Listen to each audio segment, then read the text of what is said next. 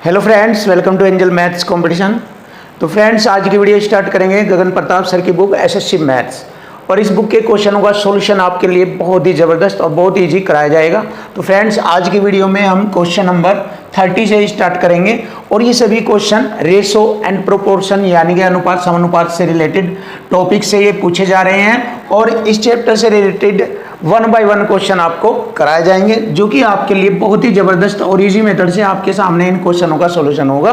तो फ्रेंड्स, आइए स्टार्ट करिए और देखिए किस तरीके से कितना इजी मैथ बन जाता है आपके लिए, और आपके एग्जाम में हर क्वेश्चन सिर्फ ऐसे ही ईजी हो जाएगा यदि आप हमारा कॉन्सेप्ट सीखते हैं तो देखिए बहुत ही जबरदस्त और सिंपल से मेथड से equal to equal, language, tags और इक्वल टू इक्वल, इन 3 पॉइंटों से ही हम क्वेश्चन का सॉल्यूशन आपके सामने रखते हैं। देखिए, यदि 990 रुपए की राशि एबीसी में 3:4:2 के अनुपात में बांटी जाती है। देखिए, ये 990 रुपए जो है 3 रेशों में बढ़ जाता है।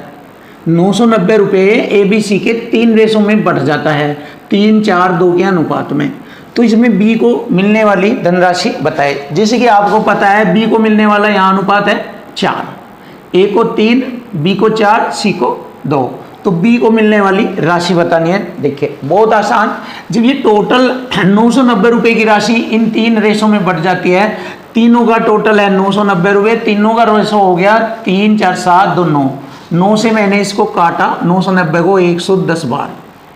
अब हमसे पूछा है बी की धनराशि बताए। बी का रेशो यहाँ पर है 4, 4 में गुणा करेंगे 110 की, तो बी की राशि आ जाएगी 440 रुपये। देखिए आंसर आ चुका आपका, ये रहा। बहुत ही इजी, बहुत सिंपल, और लैंग्वेज व टैग से ही हर क्वेश्चन आपके सामने आ जाएगा। तो फ्रेंड्स, बहुत ही ज़बरदस्त और ख़तरनाक सॉल्यूशन आपको हर क्वेश्चन का मिलेगा। आप हमारी वीडियो देखिए, और इस बुक के सारे क्वेश्चनों का सॉल्यूशन हम बहुत ही ज़बरदस्त खतरनाक तरीके से आपको सिखाएंगे। देखिए, ए व बी का अनुपात 5:8 के अनुपात में है।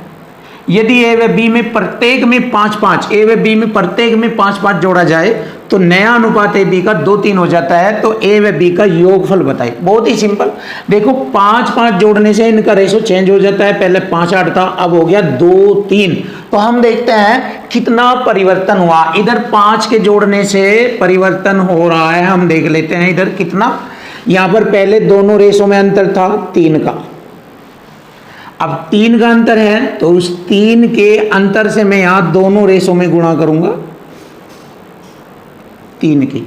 ये जितना अंतर है उसके अंतर से मैं यहां दोनों रेशों में गुणा करूंगा, तो नया रेशो हो जाएगा 5-5 जोड़ने से इनका नया रेशो 3 दूनी 6 और 3 3 9।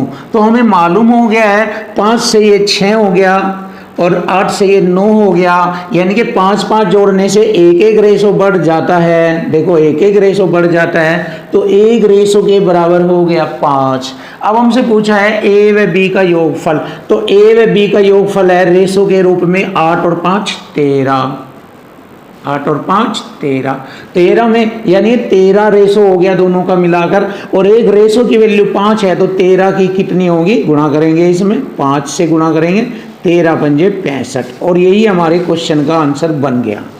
देखिए बहुत इजी मेथड से, बहुत आसान तरीके से आपके क्वेश्चन का हर आंसर आसान होगा। ऑप्शन सी हमारे क्वेश्चन का आंसर है। क्वेश्चन नंबर 32, बहुत ही जबरदस्त और खतरनाक क्वेश्चन आपके सामने, और इस क्वेश्चन का सॉल्यूशन भी आपके सामने बहुत ही खतरनाक होगा।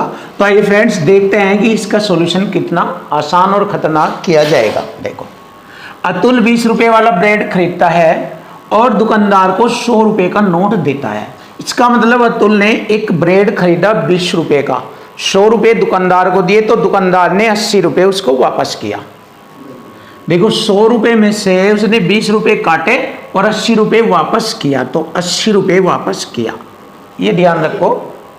इसके बाद दुकानदार आगे बता रहा है कि 2 रुपए, 5 रुपए तथा 10 रुपए मूल्य के सिक्कों में शेष धन को दे देता है। शेष धन कितना है, 80 रुपए। जो शेष धन हुआ काटने के बाद, 20 रुपए काटने के बाद शेष धन 80 है, उस शेष धन 80 को इन नोटों के रूप में दे देता है। 2 रुपए, 5 रुपए, 10 रुपए मूल्य के सिक्कों में शेष धन बांट देता है, दे देता है, यानी कि इन सिक्कों का अनुपात 5:4:1 है।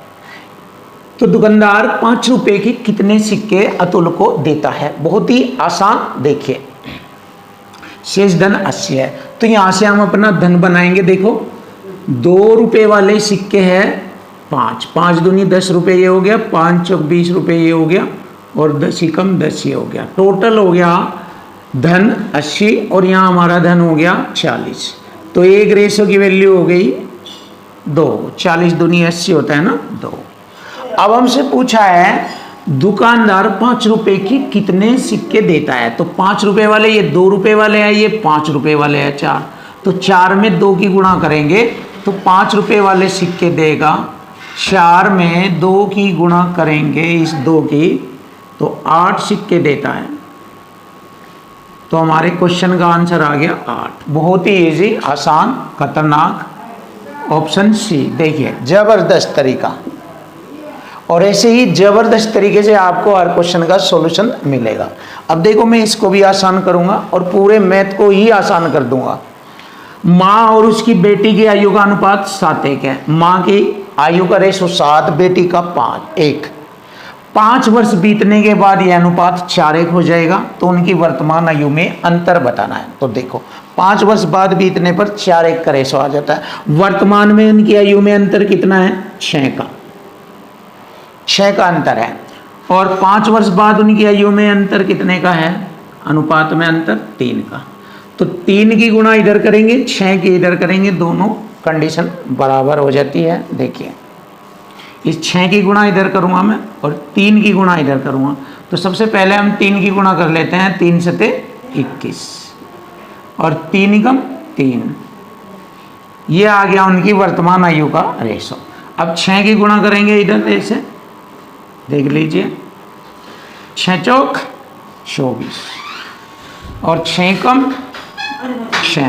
तो हमें मालूम हो गया है 5 वर्ष बाद रेशो कितना बढ़ गया? 21 से 24 3 और 3 से 6 हो गया 3 का रेशो बढ़ा है 5 वर्ष बाद।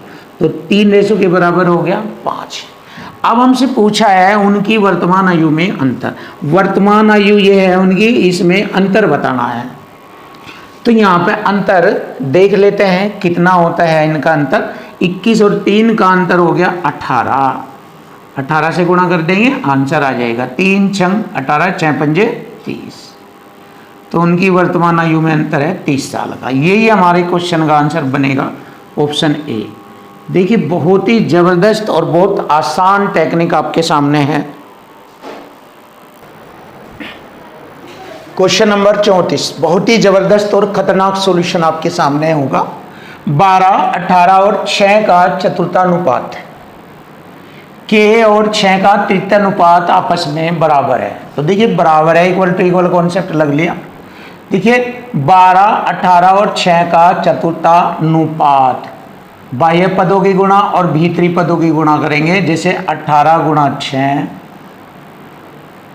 और बटे में 12 ले आएंगे तो चतुर्थानुपात हो जाता है। तो इनका मान के और 6 के तृतीयानुपात के बराबर है। तो के का मान बताना। तो 6 और के का तृतीयानुपात बताया था मैंने। दूसरी संख्या का वर्ग बट्टे पहली संख्या यहाँ पर आ जाएगी, ये होता है। तो यहाँ से के का मान ज्ञात करेंगे, बहुत आसान। देखो 6 से 6 काटा, 6 3 18, 3 चौक 12, यानी के बराबर हो गया 4।